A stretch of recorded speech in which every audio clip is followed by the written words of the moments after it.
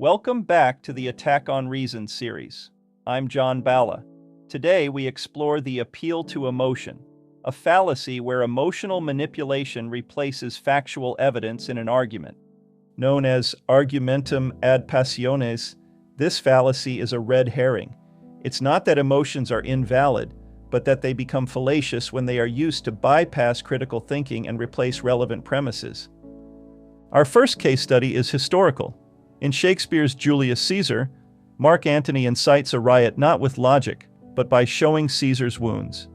He bypasses Brutus's rational justification by provoking raw grief and then rage. Our second study is contemporary. Charities often use the identifiable victim effect. We are moved to donate by the image of one suffering child, even when data on a charity's overall efficacy is more relevant to the solution. Neuroscience shows that the nucleus accumbens integrates emotional and cognitive input.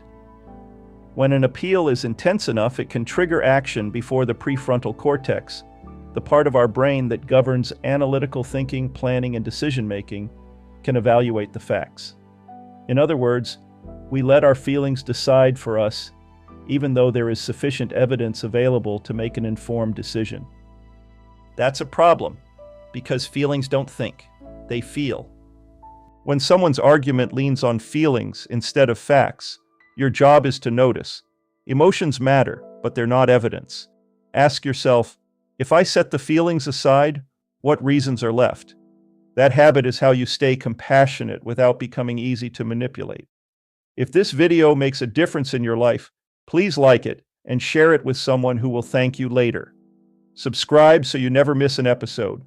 Remember, this channel exists for one reason: self-empowerment that is free of political or religious dogma, and yes, free of charge. Until next time, I'm John Balla. Think critically and choose wisely. Until next time, thanks for watching the Critical Thinking Literacy channel, and build that muscle memory to think critically and choose wisely. Don't forget to like and subscribe.